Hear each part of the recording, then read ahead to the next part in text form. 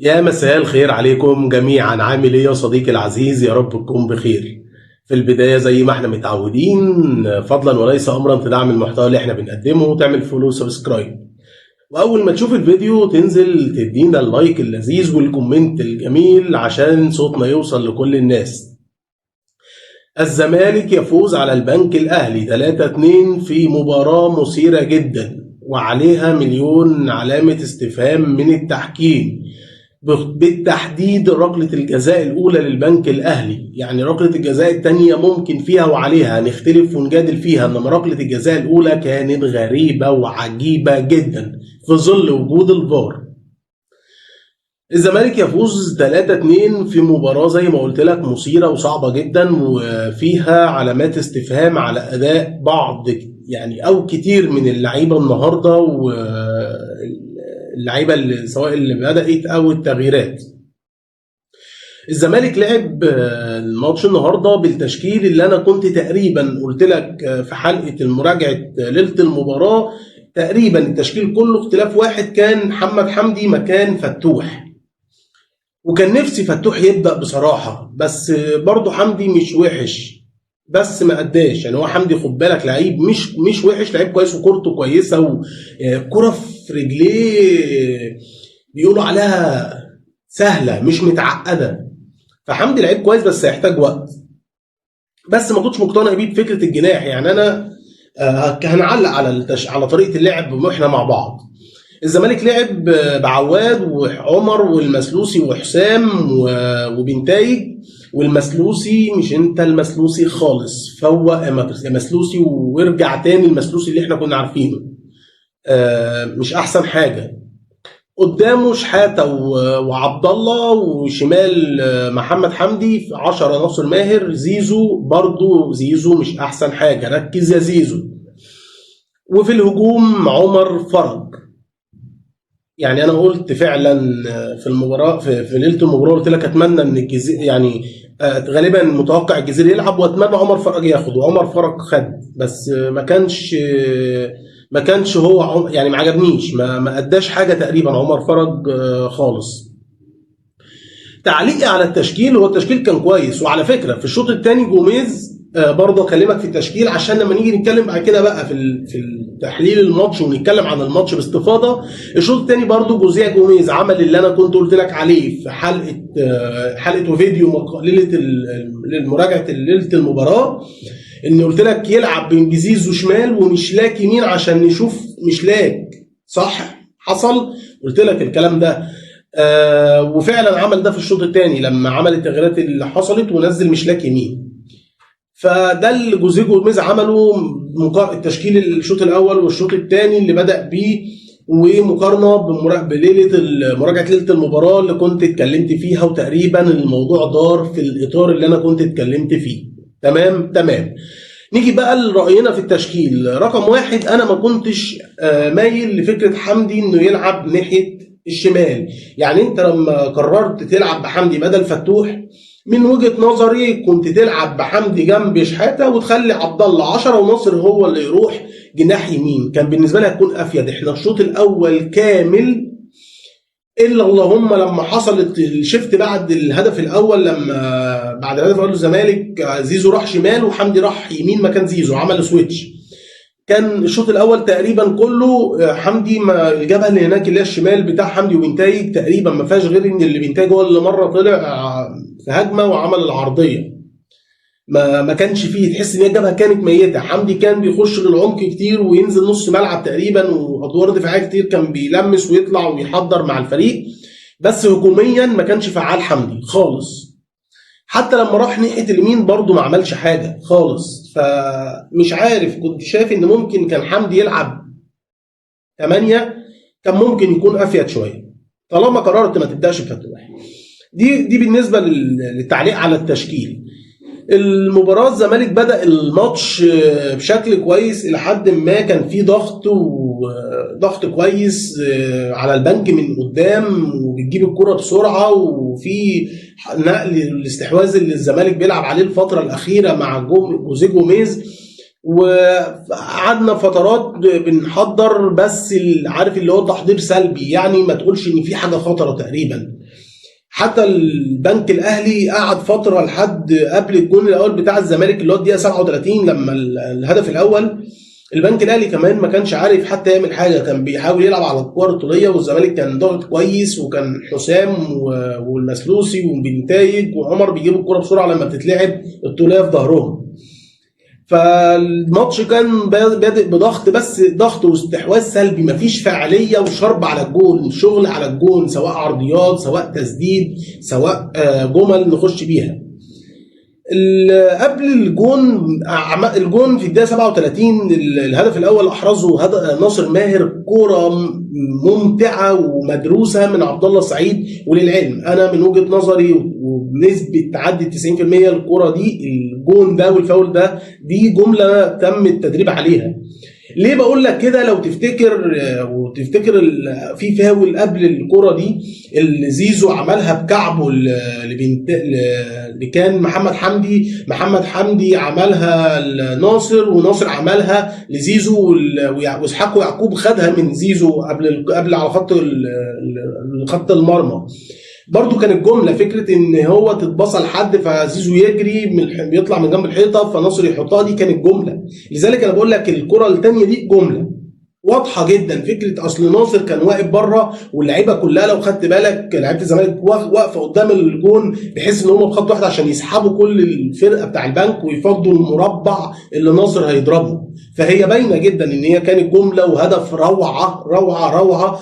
وبالتحديد الباص والاسيست اللي عبد الله عامله مريح جدا، الكوره مش متعقده يعني. هو ناصر مجرد ما حط بطن رجله هي جون، لان الكوره مش جايه بتنط ولا كوره سهله، عبد الله يعني كوره سهله فحطها حلو جدا. ناصر منسي محرز الهدف الاول للزمالك. استوقفني وعلامة تعجب برضو على الزمالك بعد الهدف الأول، ليه رجعت؟ ليه ما اشتغلتش بأسلوبي والاستحواذ وتدوير الكرة وزهق الفرقة اللي قدامي؟ الزمالك بدأ يلعب على التحولات ويدافع شوية بشكل مبالغ فيه. نزل الشوط الثاني في أول 3 دقايق ولا في أول دقيقتين في الدقيقة 47 ركلة جزاء للبنك الأهلي. ركلة جزاء بالنسبة لي قولا واحدا فضيحة، ما فيهاش شيء، ما فيهاش اصلا ضربه جزاء. يعني ده بنتايج ايده لما يعني حطت كده على الكتف لمسه، فما شفتش فيها التحام ولا زق، والرجل من تحت بنتايج ما عملش حاجه. فكانت ركله جزاء بالنسبه لي مش طبيعيه. وفين دور الفار؟ حضرتك فين؟ يعني انتوا فين دور الفار؟ بتعملوا ايه؟ كره زي دي ما تنادي للحكم يجي يشوفها، انا ما شفتش فيها حاجه خالص. وهنشوف المحللين هيقولوا عليها ايه. انا مختلف تماما على ركله الجزاء الاولى في الدقيقه 47 للبنك الاهلي. دخل في الدقيقه 49 محمد هلال وحطها بشكل كويس محرزه لهدف التعادل للبنك الاهلي. الزمالك رجع للماتش، حس ان الماتش في خطر، بدا الزمالك يلعب وضغط تاني للريتم بتاعه، وفعلا سريعا الزمالك عدل النتيجه. بعديها بحوالي 4 دقائق الرد سريع جه من ناصر منسي من هدف ملعوب وهدف جميل جدا بالنسبه لي. سواء العرضيه الفنت اللي عمله ناصر ماهر والعرضيه والتحرك اللي ظبط فيه ناصر منسي نفسه التسلل، وان هو حط الكره بقوه في الجون، فكان هدف جميل في الدقيقه 52 للزمالك 2-1. الدقيقه 7 في بدايه قبل يعني في التغييرات، هنرجع للتغييرات خلينا نعلق على التغييرات في الاخر بعد احداث المباراه، عشان في حاجات كتير جدا كانت في الموضوع. يعني عندنا تعليق على التغييرات كتير. في الدقيقه 73 في الدقيقه 67 خرج ناصر ماهر بسبب الاصابه ونزل زياد كمال.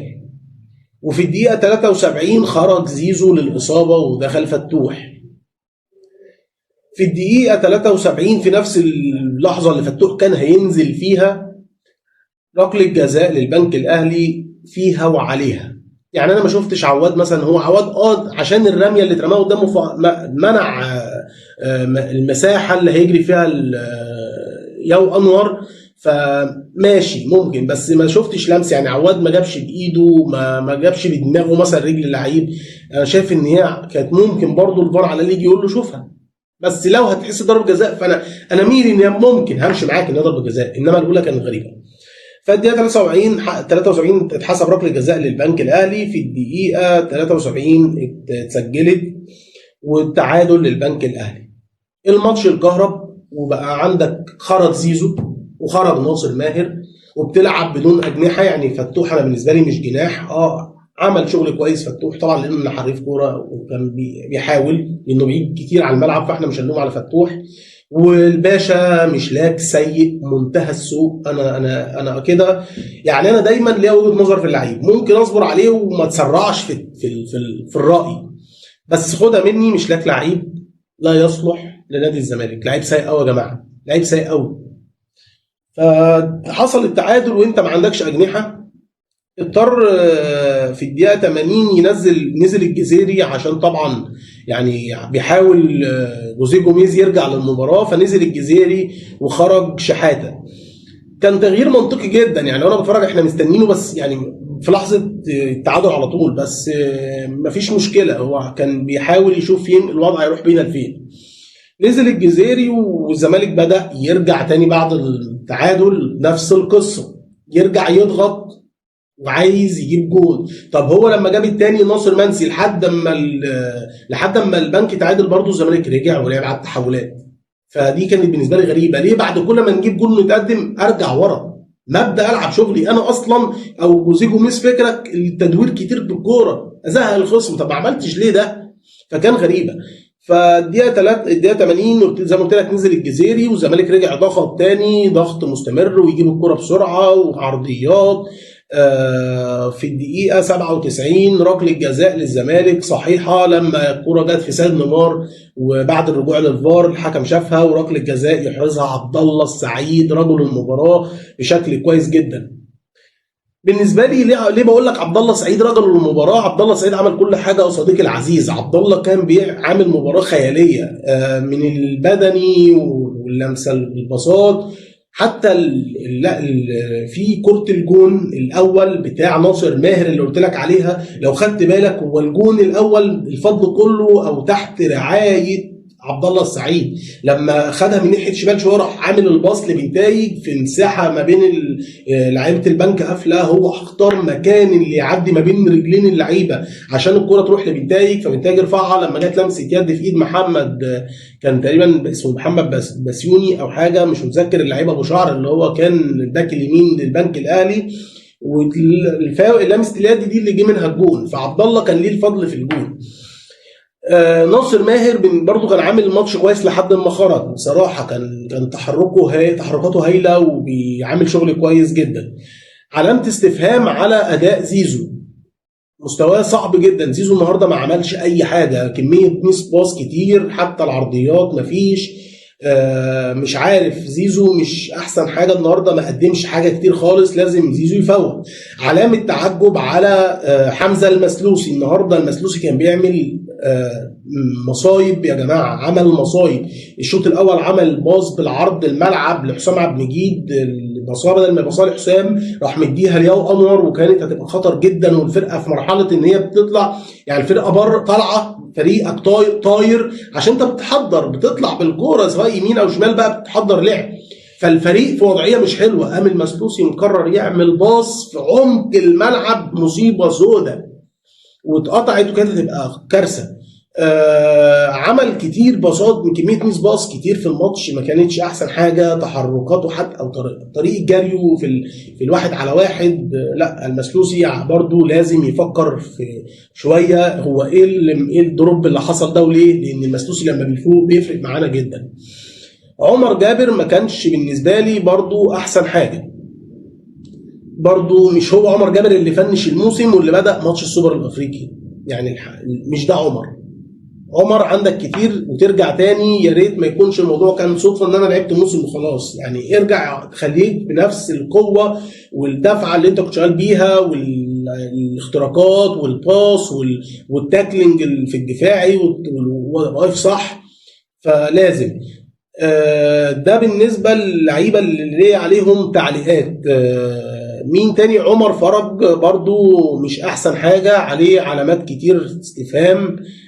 بطيء قوي وتقيل، مش عارف هل هو ينفع يكون يعني مكانه اساسي، ما ينفعش يبقى 9 سترايكر ولازم يلعب 9.5 او 10. شايفها ان هي تكون انسب ليه. عمر ما ينفعش يبقى مهاجم سترايكر اساسي من نادي الزمالك، مش مقتنع بيه لحد اللحظه دي، الا لو هينفجر بقى ولا يعني جوزيه جوميز يطلع منه حاجه في المهاجم، فخلينا نشوف. يعني مش هنظلمه على اول ماتش، بس هو النهارده ما كانش احسن حاجه.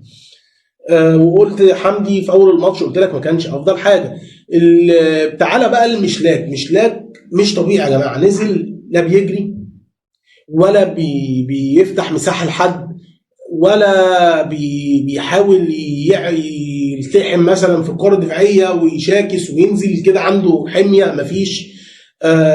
ما عملش حاجه تقريبا في الماتش، في الشوط كامل لعب شوط كامل ما عملش حاجه خالص، غير في كره واحده عملها من ناحيه الشمال، جري كده وعرضها لناصر ماهر وناصر منسي، وناصر منسي عملها بالهيد وحارس البنك مسكها البلعوطي.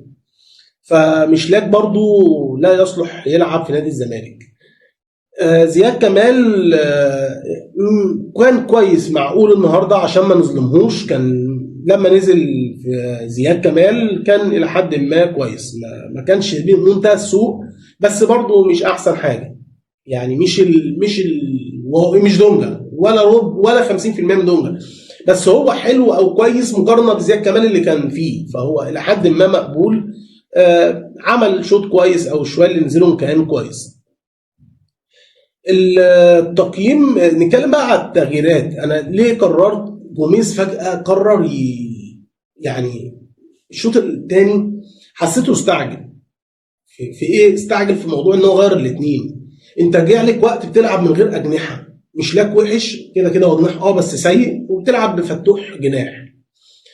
فالموضوع ظروف الماتش خدمتك، مش كل مره تخدمك. انت ما ينفعش تفضي الفرقه مره واحده، عشان اهو جالك في نص الماتش اصابتين زيزو وناصر يضربوا لك الفرقه.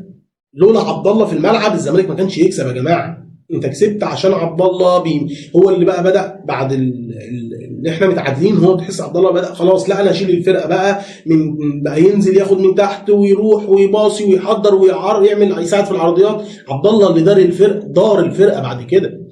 فكان ما كانش ينفع تغير اتنين مره واحده وانت كسبان، مش مستاهل كده. يعني انا كنت شايف تنزل بمشلاك الاول وسيب عمر فرج يطول الوقت، او كنت تنزل ناصر منسي الاول وتسيب حمدي شويه. يعني خلي الموضوع بس عشان تقدر يبقى عندك تغييرات، ما تضربش التغييرات، ما ترميش مره واحده تغييرين انت ما كنتش في حاجه ليهم. يعني الدنيا ما كانتش سيئه قوي، فكانت الدنيا كويسه. ده بالنسبه للتغييرات. عشان بالتحديد هو مشلاك كان تغييره غريبه. طب ليه ما تنزل فتوح من الاول مثلا؟ يعني انا كان بالنسبه لي اهون انزل فتوح، حريف، عارفه هيجري، ممكن يرفع، ممكن يعدي في 1 على 1، هيعمل حاجه، عنده حاجه فتوح ممكن يعملها. انما مشلاك صعب جدا. انا يعني وجهه نظري ان جوزيه جوميز قرر يأجل موضوع فتوح، وما حبش لان فتوح مش جاهز. دي وجهه نظر يعني تقريبا، او قرايتي للمشهد، ان هو ما يحرقش فتوح لانه جاي من بعيد، فممكن رجله ما تكونش شايلاه. ده المبرر الوحيد. تقييم اللعيبه بالنسبه لي النهارده محمد عواد 10/10. عواد انا في الكوره اللي عواد شالها يا جماعه، اللي هي برضو يعني قبل التقييم عشان الموضوع ده افتكرته، معلش يا صاحبي لازم اعلق عليها. وبمناسبه المسلوسي في كوره اللي كنت هاجي لك فيها دلوقتي، اللي هي العرضيه اللي خبطت في رجله وكانت تخش جون، برضو كارثه من المسلوسي. من ضمن المواقف اللي كانت سيئه من المسلوسي النهارده.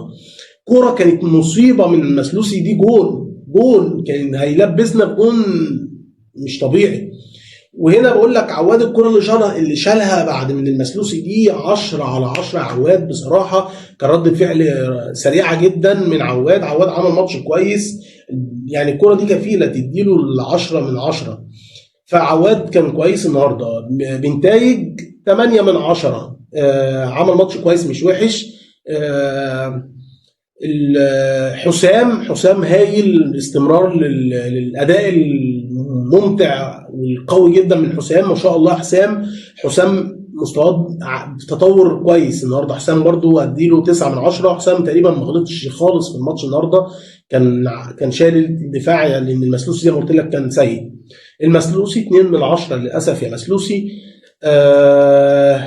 عمر جابر نفس الكلام، ما كانش احسن حاجه، بس طبعا مش هديله 2 لان عمر احسن شويه من المسلوسي، فعمر ياخد 5/10. وكده انا كارمك يا عمر. الناس لازم، اللعيبه دي اللي بتكلم عليها دي فوقوا رجاله، لان الموضوع الدوري صعب زي ما قلت لك، وقبل الماتش قلت لك البنك الاهلي صعب، واديك شفت البنك الاهلي عمل معاك ازاي، وكل ماتشات الدور الاول هتكون صعبه بالمنظر ده. شحاته 7/10 وسبعة عليه. شحاته كان كويس برضه على فكره في الماتش، وادى شويه حلوين في الاستلام وخروج الكوره. شحاته كان هايل مش وحش، بس بديك 7 عشان الدفاعات يا شحاته، اندفاعاتك رهيبه جدا. شحاته لما يلعب 6 لازم يا جماعه هو يفهم الموضوع ده، ان انا كنت تقيل، ما اقعدش هجري كتير قوي كده لقدام، بفضي قلب الملعب. فشحاته يعني هتاخد 7/10 عشان الجزئيه دي. عبد الله السعيد 9/10 او 10/10 النهارده. ما عبد الله ما عمل كل حاجه، ما عملش حاجه غلط، كل حاجه كويسه عبد الله عملها. بالنسبه لي هو مان اوف ذا ماتش، عامل اسيست الهدف الاول، ومسجل ركله الجزاء الهدف الثاني، وعمل كل الباصات المفتاحيه في الملعب، هو الاساس في كل باص بيبدا بيه الهجمه للزمالك. ف10/10 عبد الله. ناصر ماهر لحد ما خرج 8/10، مسجل هدف واستحواذ في الاستحواذ يعني، والباص والتحرك برضو كان هايل ناصر، وسدد برضو في كرة شاطها جت عالية شوية، بس برضو فكرة ان اسدد فكرة كويسة، لازم اسدد، لازم اجرب اسدد، لان دي حل مهم جدا اختفى في مصر الفترة الأخيرة. زيزو زي المسلوسي بصراحه. زيزو مش عارف يعني 2/10 زيزو، يعني يوم ما جاملك هيبقى 3/10. زيزو ما عملش اي حاجه خالص النهارده. عرضيات الكورنرات صعبه، الفاولات حتى في فاول رفعه في الاول بعيده قوي كده لحسام. فعبد الله زيزو اسف 3/10 كده ابقى مجاملك يا زيزو، لازم تفوق لان الوقت كده مش احسن حاجه. بالنسبه لحمدي 0 يا حمدي، ما قدمتش اي حاجه، او 1/10 بالكتير. فحمدي ما عملش اي شيء خالص يذكر يعني او حاجه. هو ما عملش غلطات وما عملش حاجه حلوه. حمدي تقريبا ما كانش موجود، ف0. عمر فرج 1/10 على شويه التحركات اللي كان بيجريها، بس يعني برضه عمر ما عملش اي حاجه. نيجي للتبديلات. مشلاك وناصر منسي. مشلاك 0 مشلاك، ولاعيب سيء، مش عارف اقولها لك ازاي، بس من وجهه نظري والله العظيم سامسون كان بيعمل حاجه عنه. انت متخيل المعاناه؟ ابراهيم النضاي احسن من مشلاك 100 مره يا جماعه، والله العظيم. شوف انا شوف بقى انا بجيب لك مين احسن من مشلاك، الاثنين دول. فمشلاك ده سيء جدا. 0 يا مشلاك يا حبيبي. وهذا يعني يا ريت لو ينفع في يناير يا جماعه نجيب جناح، نشوف جناح ونرجع مشلاك ده، يا ريت. ناصر منسي 8/10. ناصر عملت شويه اللي نزلتهم من بدايه الشوط كله بصراحه، تحركات واستلام وباص، والهدف حطوا تحرك، والهدف حطت الهدف، وساهم في ركله الجزاء انك نطيت خليت ناصر خليت سيد نمار يخاف، فلبسته في ضربه جزاء. فناصر برضو منسي عمل شويه حلو يعني، شوط كويس جدا وهايل يا ناصر. زياد كمال 5/10. زياد احسن من الايام اللي فات كتير. استمر وحاول تشتغل وانشف شويه يا زياد، لان ما ينفعش مركز 6 يكون طري بحيث انت بارد، ما ينفعش، لازم تجري كتير وتقطع وتسلم وتستلم، تكون اكتف شويه، فعال بشكل كبير عن اللي انت فيه. ف5 يا زياد. مين تاني نزل؟ الجزيري وفتوح. الجزيري ده تقييم في الدقيقه 80 10 دقايق بالنسبه لي ما عملش حاجه، ما ينفعش اقيمه. فتوح شويه اللي نزلهم، فممكن فتوح ياخد 4-5 لانه لعب حوالي ربع ساعه. فتوح عقبال ما بدا يخش في الماتش وبدا يعدي في 1 على 1 وخد فاول على 18 كانت خطيره، وبيطلع لعب شويه جناح شمال وجناح يمين. ففتوح يكون 5 مش وحش، وعوده حميده يا فتوح، وان شاء الله ازمتك تخلص على خير.